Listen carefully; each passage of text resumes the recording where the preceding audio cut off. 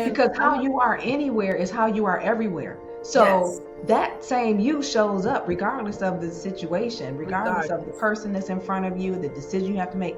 The same you is going to show up. Being the first Black woman CEO makes me very, very proud. And it just is one of the things that kind of make you stand up a little straighter. Know that this is where I belong. This is, in this moment in time, it's exactly where I belong. Hello, revolutionaries, and welcome to the Midlife Revolution, the show for busy, empowered women ready to transform their lives. I'm your host, Coach Angie, and today we have another phenomenal guest joining us, Ms. Dara Munson. Dara is a native of Detroit, now living in Chicago, where she is the president and CEO of Family Focus, a phenomenal nonprofit organization where their mission, and I love this so much, is to nurture children through the model of family and support. Dara is a longtime advocate for women and children, which has been the majority of her career. Dara is a fitness junkie and a pro bikini bodybuilder. She likes to travel abroad, and one of her passions is creative writing. She also likes to make jewelry. Wow. She loves spending time with her family, good friends, and her beau, who she will marry 4 months from now. Wow, wow, wow. Welcome, Dara. How exciting, and congratulations. Are we going big or small with this wedding? Well, thank you, Angie, for inviting me here. First of all, Of course. we're going. I guess it's mid-size. I don't know what big or small is anymore. It's a Right. mid. I guess it's a mid-size. It's a comfortable level for us, and we're focused on the right people in the room that give us the right energy and can support us and pray for us through our marriage. So I I'm love saying that. mid-size. I love that. Well, congratulations, God's Thank blessings you. on it all. Thank you. And we're going to dive right into this. So, Mhm. can you share a pivotal moment or influence in your life that steered you toward a career in social services and leadership? Well, it's been a winding road, honestly. And the moment that when I was a teenager, I was a middle child, and I was the one who really gave my parents pause and reason for concern. Um, I was not a rule follower. I mean, I got good grades, I did those things, but I tested the envelope pretty regularly and with um, very intense robustness. And there was a time when my mother was, she was at her wit's end, and she said, you know what, this is getting to be a bit much. Let me help you understand what your consequences can be. And she took me on a little tour of the Wayne County Juvenile Detention Facility. Wow. Yes. And, this is when I learned what incorrigibility meant. And she was very clear in, hey, I'm going to love you regardless. Like, I love you unconditionally. However, everything you do has a consequence. So let's look at the spectrum of the consequences. Mhm. And it was in that visit that I realized that I had somewhat of an interest in criminal justice. Um, she was like, I didn't bring you here for you to, go and become a police officer. Then she got real scared, like, no, I don't want my baby out, fighting crime. But it opened my door, my mind to, okay, what are the possibilities within the justice field? So I studied criminal justice, and I did work in the juvenile justice field and the adult justice systems for a while before I knew, okay, this feels right, but there's something else in me that really was a calling to be supportive to my community. Mhm. And I ended up working on the east side of Detroit in the jail, in a Division 3 jail when I had that awakening. And that really opened my eyes to the philanthropic community, the human services community, that there's this network that creates fabric for, at that point, I was thinking, of course, people who look like me, where Mhm. I can use all that passion that I had when I was 16 and she took me to JDF to be of support to other individuals. And so I nurtured that, and I was curious, and I asked questions, and I went and visited local foundations in Detroit and throughout Michigan, actually, out of a sense of curiosity of what I realized was a really deep lack of resources Mm-hmm. in communities that needed those resources the most. And so I was busy trying to figure out how do I make these connections.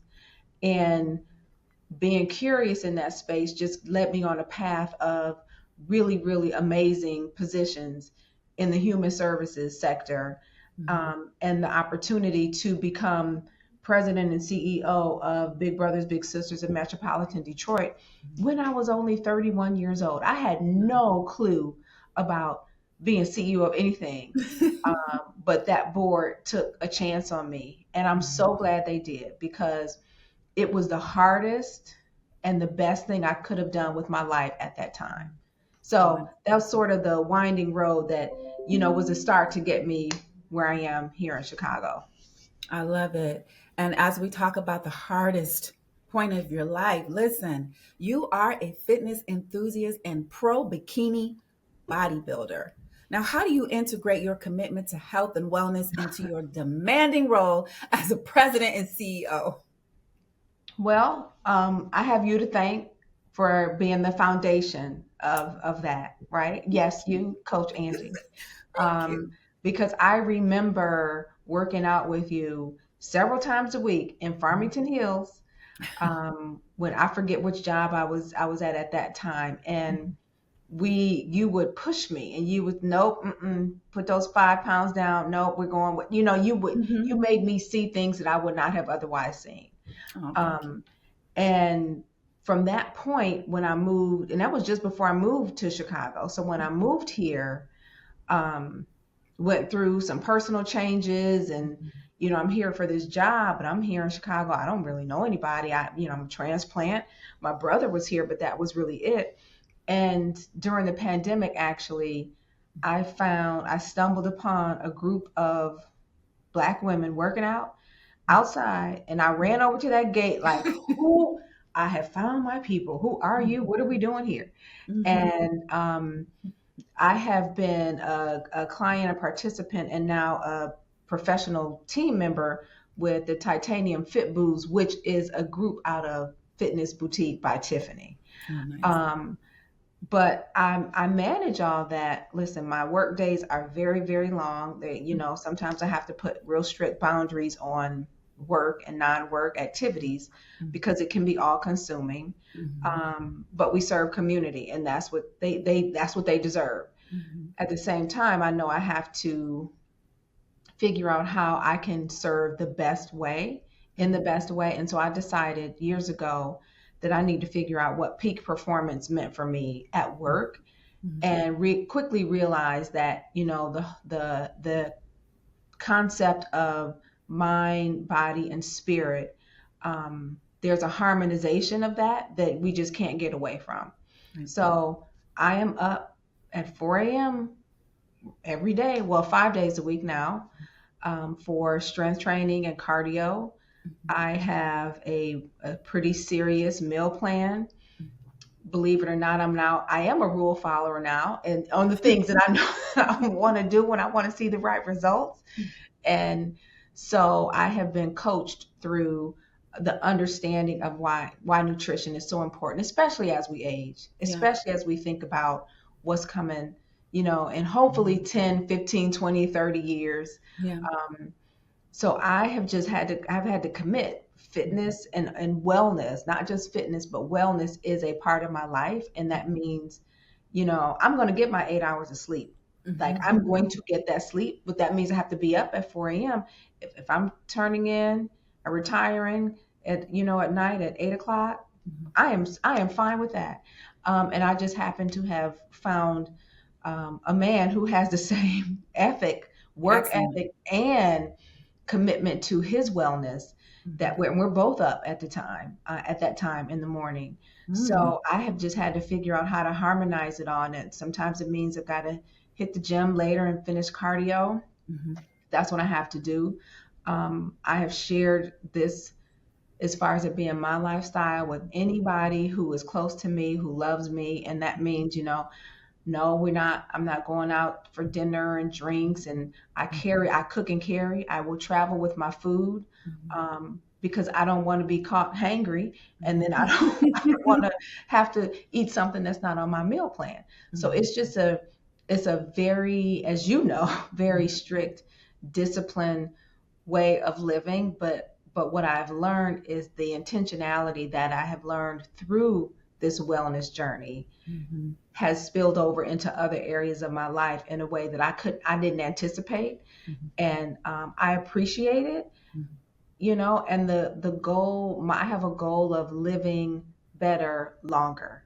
And so I'm trying to learn those things to do now, so that, if and when my body needs a fighting chance, I know I have done everything that I can to give it that chance. We don't know when that's going to come or if it's going to come.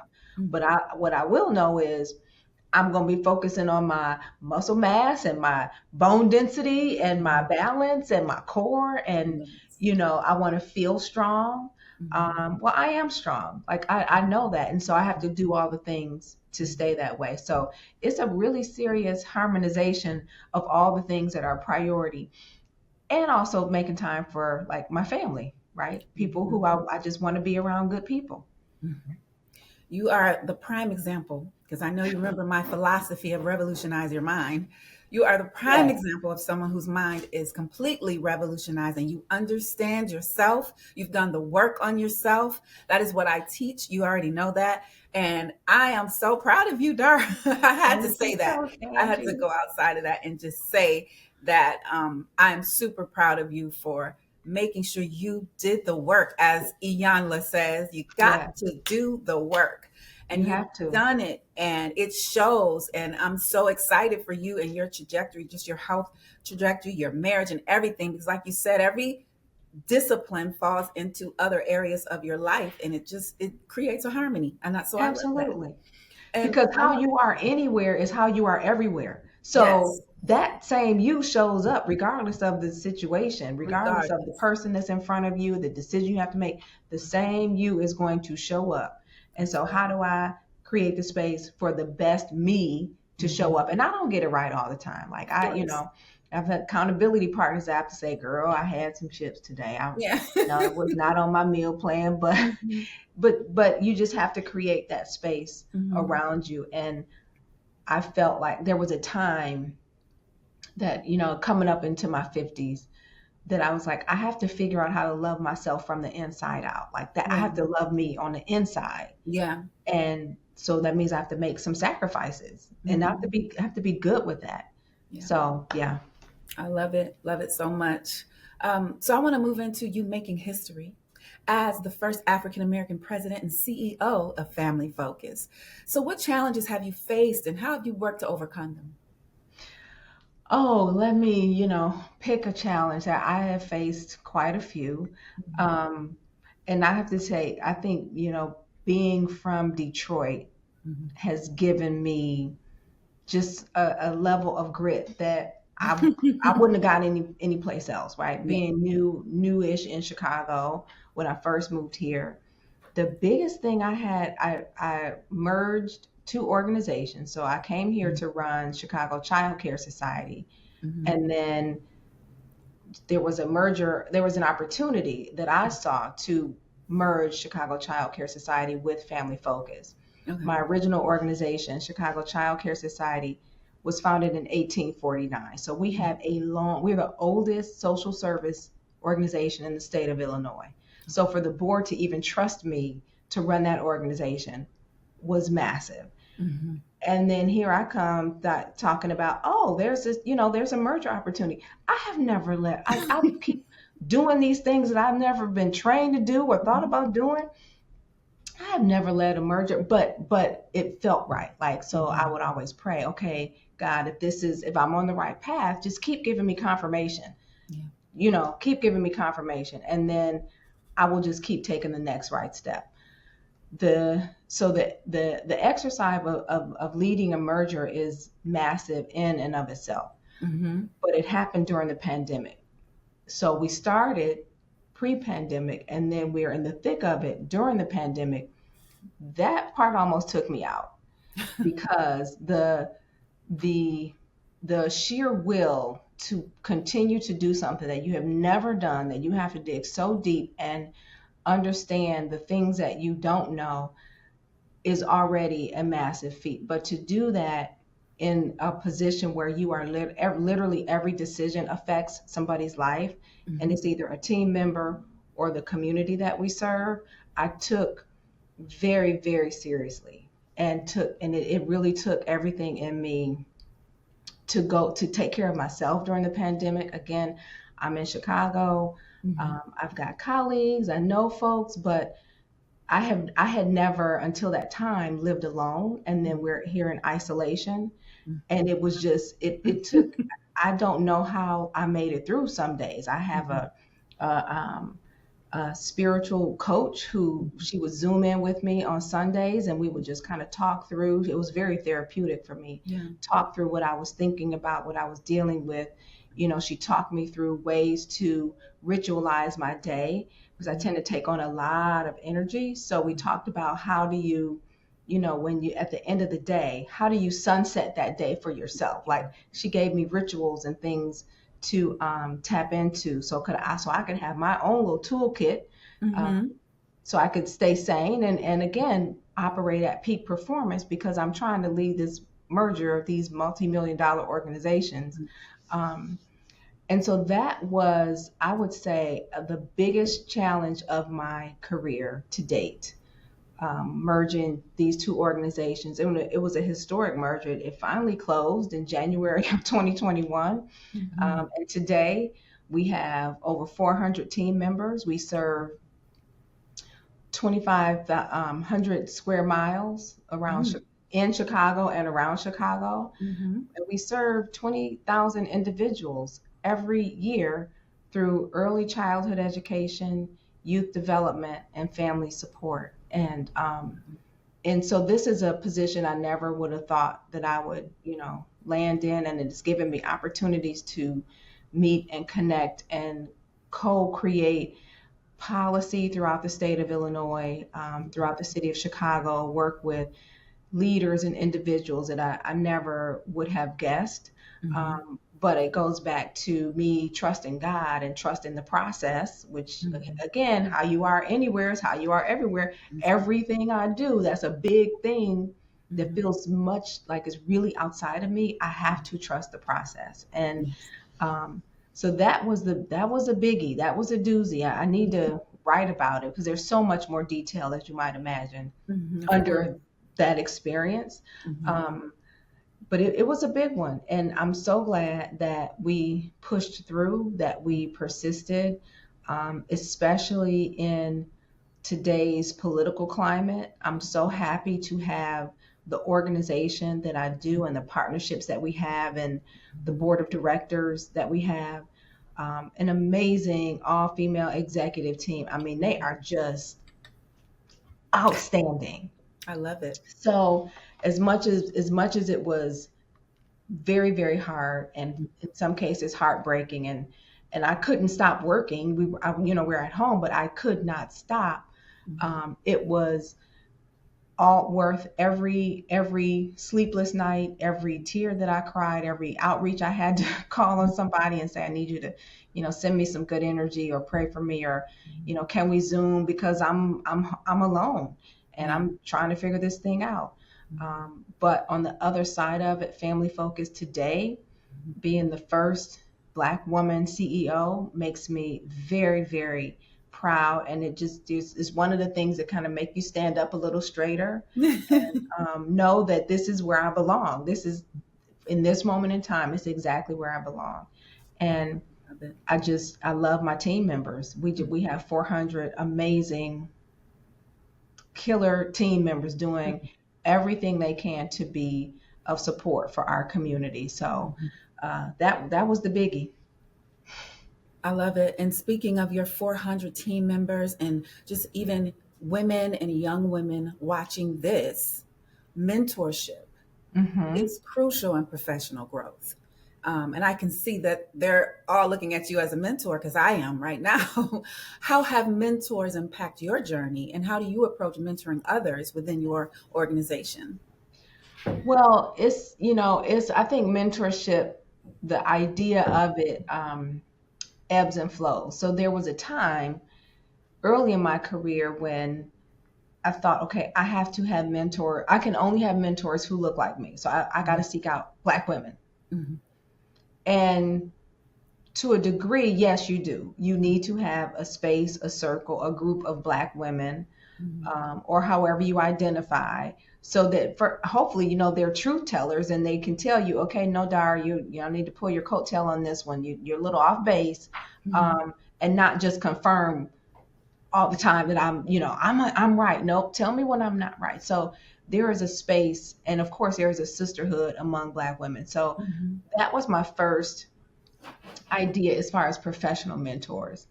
And then at a couple jobs, I thought, okay, I need to learn what other people know. I need to learn some of the ideas, some of the business around this organization. So let me tap the head of IT, who's, 9 times out of 10, a white man. Mhm. Mhm. And, I may not have used the term, will you be my mentor? But I just said, I'm trying to learn the business. And Mhm. so can we connect on a regular basis? And he ended up being a very, very significant mentor and supporter for me. So I have personally sought out individuals based on where I'm going and where I'm growing or where I need to grow to say, I would like to establish a regular cadence of connecting with you. And I tend to learn that way.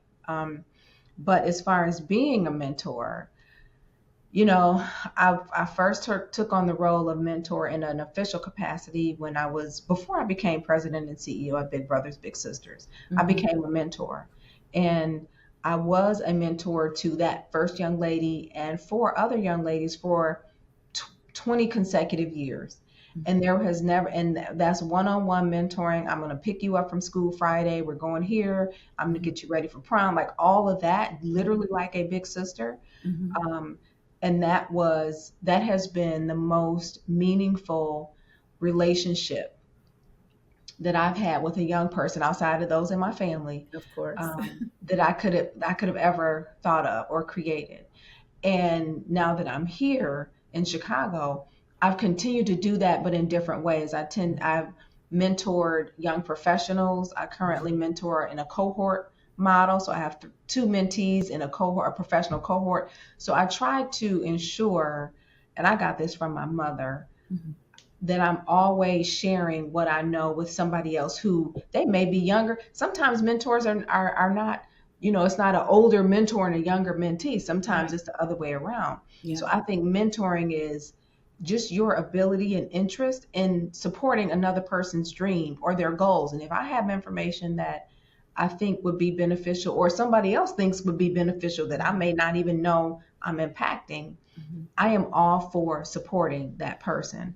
Um, I think that society sometimes operates in lack, Mhm. and that we don't, as a collective, understand the laws of abundance and Right. that there is no lack. And so we tend to hold on to information or access or Mhm. relationships or money or Mhm. whatever it is, when if you give it away, it's going to come back to you tenfold. Yes. Yes, it So will. mentoring to me is just this, it's a cyclical way to support another person in whatever way I can. It may not always be information, it may not always be financial, but in whatever way I can, if I have it, I'm willing to share it with other individuals because I know once I share it, it is going to come back to me. And let me rephrase that. I don't do that because I know Right. that.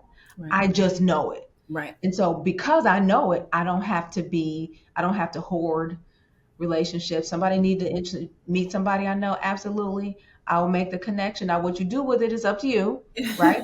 What let's be Mhm. let's be real. Right. But I just think the role of a mentor can take many, many different ways. And especially now where we have multiple generations in the workforce, Mhm. it really is sometimes up to the younger generation to mentor and support the older generation, Very specifically true. around technology. We Yeah. see it all the time. Mhm. And do that in a way where you don't get frustrated and, you know, throw shade on them because you hopefully you'll be there at one point, right? And so how do we just create the space to be more caring and more empathetic to individuals? And I think that's what mentoring is.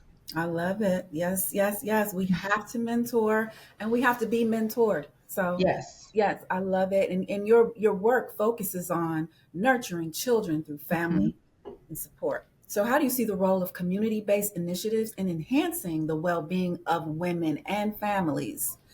Like you mentioned a few of that through your commentary, but I kind of want you to hone in a little bit on it. Well, one thing that I'm really excited about today, so I've always been interested in supporting women and their children, women and Mhm. children. There are two things, though. I said one. There are two things, though, that I think are critically important. One is the role of fathers, right? Mm. So we want to give resources and support women, pregnant parenting women, women who are mentors, because we're caregivers, right? Mm-hmm. And 9 times out of 10, if you look at a family, there are more women in that family. Yeah. So that has been a natural calling for me. And within that, fathers and men have a significant role in the health and well-being of their families and Mm-hmm. of their communities. So one of the ways that, especially now, we here at Family Focus are looking at how we do family support. We do whole family support. So here, there's no wrong door.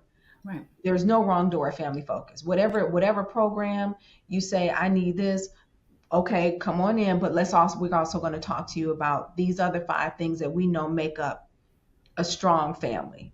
Yeah. Um, so one, supporting fathers. There's research around how important fathers are um, in the lives of their children, whether they're co-parenting or partnered with the child's mother or married. Whatever the situation is, there is a role for fathers, and there's research to support that fathers that are involved, children with involved fathers, Mm-hmm. have more confidence. Mm-hmm. They're happier. Of Mm-hmm. course, they're happy with mom, Yeah. happier because dad is in their lives, and there's some affirmation that comes from that. Mhm. Um, they have more of a likelihood of advancing through high school and hopefully onto college or some vocational career. So I have evolved in my understanding about fatherhood involvement in supporting mothers I love it. and women in general.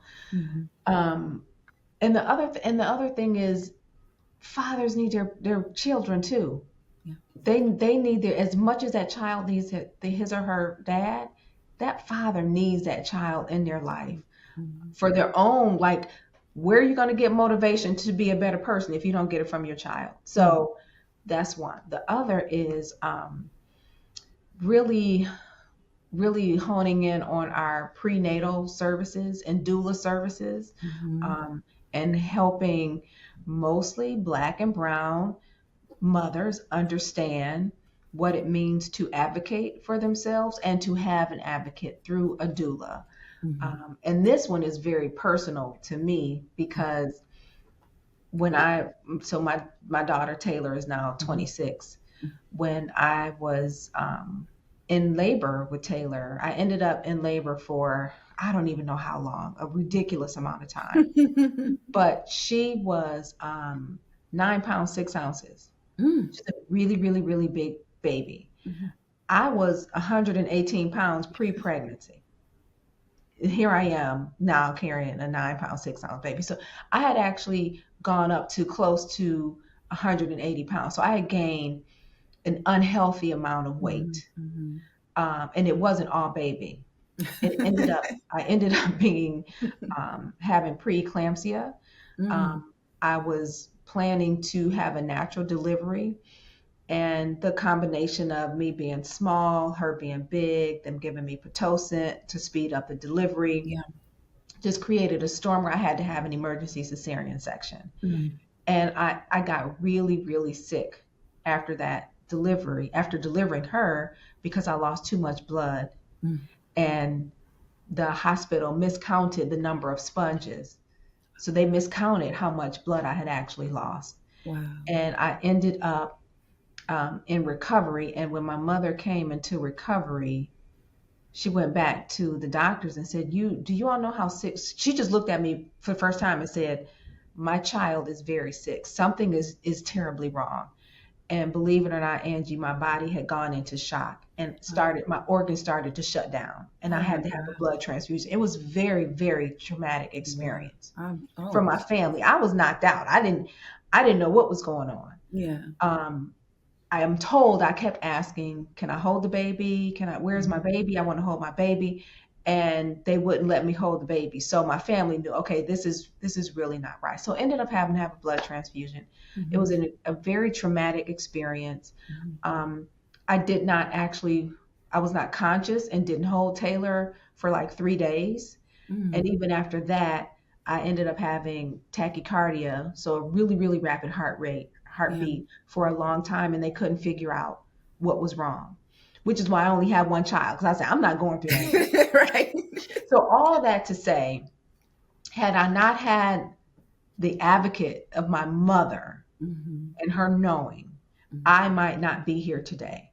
And if you hear her tell the story, it is it moves you to tears. She talked about being in her car crying and praying, Lord, please don't take my child. Please, please don't take my child from me right now.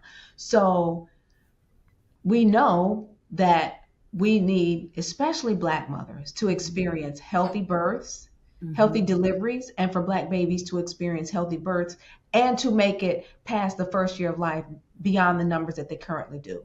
So all that to say, where we are now is really refining our doula services and our services, our prenatal services. Our goal is, healthy delivery, healthy birth, healthy baby Yeah. through home visiting, which is 0 to 3, through preschool.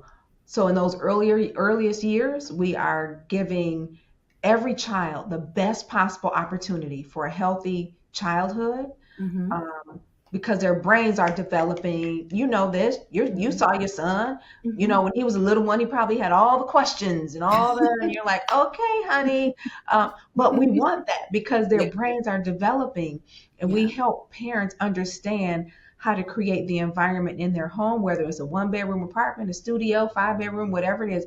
You can create the environment so your child's brain is developing as fast as it possibly can, and you're feeding good things to that child, because we want those children preferably to come to our preschools, but if not, that's fine. Go to a licensed, high quality preschool center and be ready for kindergarten and be ready to learn when they turn 5 and go to kindergarten. So that being ready to learn starts before the child is born. So doula services and helping families understand, if you increase your income while your baby is between 0 and 3, they have more of a chance to go to college. Like, most people don't equate the two, but we talk about, upward economic mobility. Yeah. That starts before the child is born. Mm-hmm. We want families to find their liberation. Yeah. That starts before the child is born. So that support for mother, has evolved, rightfully so, to understand that everybody around her impacts the life of that child. Yeah.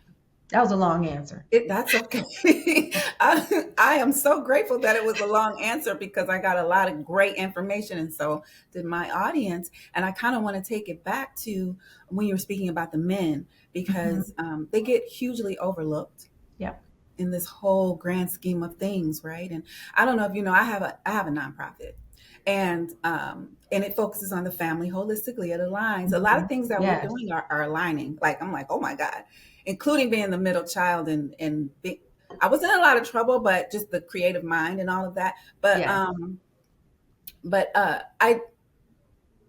I just recently raised money for men specifically, even though it's for the family. I was told that they're significantly overlooked, especially during the holidays, just for simple things like underwear and, toiletries. And so I took to raising money for them and giving those things to them, and consistently want to do that because they do. I have a son. you know. So not I'm not completely focused, just focusing on men. It is the Mhm. family holistically, but he is the head of the family, and I Right. think we need to focus more on taking care of them as well. And I'm just so happy to see that you are holistic too. It's about the family holistically. Hmm. um, and I love it. So with your upcoming marriage, we're going to switch gears. How Yeah. do you manage significant life changes alongside your professional responsibilities? I remember you saying that he aligns with going to bed early, getting up early, and all of Hmm. that. What other ways um, do you manage significant life changes alongside your professional responsibilities along with him? Well, we all got to be at least in the same book, if not on the same page. So, in the same boat and hopefully rowing in the same direction. So the good thing is that for both of us, it's our second marriage. And so we have clearly learned Mm-hmm. in through the first marriage. Um, we just have to, in your 50s, you communicate differently. You Mm-hmm. you know so much more, Yeah. right? My first marriage, I was 25. Mm-hmm. I know I've got 25 years of character building experience since since that first marriage. And you know what to expect of Mm-hmm. yourself. You know what your boundaries are and what your give is. Mm-hmm. And thankfully I met somebody that where there is alignment in what we want to offer to each other. Right. um, and we have alignment in our values, alignment in how we see the world and how we support not only each other but our community. So Mm-hmm. I think a lot of it is communication. And there's so many ways to communicate these days. There is no reason for lack of information today. There are too many tools to communicate and keep people updated and up to Right. speed, and especially those in like my circle that I call, that are my foundation. So Mm-hmm. a lot of communication. I think the other thing is just being joyful on purpose and finding Mm. happiness on purpose. On purpose. um, and not letting the issue du jour, which we Mm-hmm. are is January 21st, 2025. So we have an issue du jour, Right. um, but not letting that be the cloud or be a cloud over you on a consistent basis. Um, but I have a great group of people that love me, that I love, that I trust, that Mm-hmm. when it's time for me to make a big decision, I will check in with them. Definitely my fiance slash future husband is one of them. And again, I really just ask people, tell me when I'm on the wrong path. Don't have me out here looking crazy. Just give me a heads up. Like, let me pull your coattail, D. This is not the path we're going to go on. I also have to create space where sometimes I'm going to do what I need to do only for myself. It's, Mm-hmm. it's all good. It's all Like, keep going. I'm it's all good. sorry. It's all good. Um, My but dad, my sister. I'm like, it's all good. go ahead. Um, sometimes, and that's a perfect example. Sometimes, like when you have children like this, we're in this midlife, and I thought, oh my gosh, am I in midlife? Is this what midlife is? Um, but you have to just do the sometimes you have to do just one thing just for you. It's not for anybody else, it's Mm-hmm. just for you. And it may sound selfish, or even it probably feels selfish. If Right. you're a giver, it feels selfish. Mm-hmm. But I feel really good that I've decided that there's something that I want to do just for me. It's not for work, it's not for family, it's not for accolades. It's just because I want to do it. There Right. is so much freedom in that. There's so much freedom in So that. much freedom. You're absolutely. It's just, but like you said, it doesn't happen till you get to the age Hmm. Hmm. where you understand it more, and then you can even go back to your own mom and you watched her evolve from a younger Mhm. woman to older woman and not caring about the stuff that we cared so much about. Now Mhm. you get it. You understand. Like Right. and it's amazing to see in them, and it's amazing to see in ourselves. Right. I have one final question. What legacy do you hope to leave with where you are now and just in your general life? Mm. That's an interesting question. Mhm. So a couple things. One is as I've gotten to this age and gotten to know my mother better, right? So Mhm. we tend to know our parents as our parents. And so our Mhm. children know us as their parent. Right. But hopefully there comes a time when you have the opportunity to get to know your parent as an individual, get Mhm. to know your father as the black man that he is, and Amen. your mother as the black woman that she is. I didn't have that Mhm. opportunity with my father or my stepfather. Mhm. I have it with my mother. Mhm. So there's a different way of engaging when you say, I want to know who you are as a person. Mhm. And it just opens the door to such beautiful, life enriching conversations. And so I hope to have the type of legacy where people are just comfortable around Yeah. me. Like when you come into my home, I want you to feel love and positive energy when you're in my space, when you're in my presence. I want that. Mhm. It doesn't have to be the pursuit of excellence, even though I like I like to pursue excellence, not Yes. perfection, Yes. but Yes. excellence, because I Yes. want to always keep getting better. Yeah. But it is a legacy of authenticity. Like whoever you are, Mhm. that's exactly who you're supposed to be. Exactly. It's not always great. Like if we're truthful, we should always be working on ourselves and Yes. evolving. Yes. But having the ability to be authentic, Mhm. just I think dreams can be found there because you Yeah. never know, like you said earlier, what creativity lies underneath.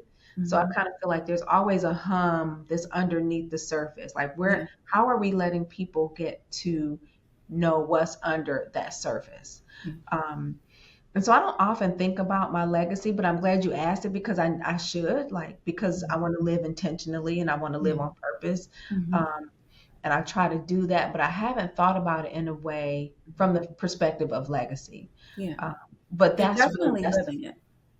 From the yes. outside looking in, I see what your legacy is, right? You Mm, care. You're in a position where you're able to care and give more of yourself and help others give more of themselves. And you're living your legacy. You just have to sit and think about it. And same here, what mhm. if someone were to ask me that, I'd probably be in the same position as you, like, but you may see in me what I may Yeah, not see in myself at this point in my life. right, So right. I see your legacy. And I know that when that day comes, we'll all be standing, or whoever's left will be standing to say, your daughter, she was a phenomenal woman who cared, who, passionately loved her family, who passionately loved her work, who led um, with integrity, all of those things. So I just want to thank you for Thank who you, you Angie. are, Dara Munson, soon to be. What's your Cohen. Cohen? I love that, Dara Cohen, DC. That's it.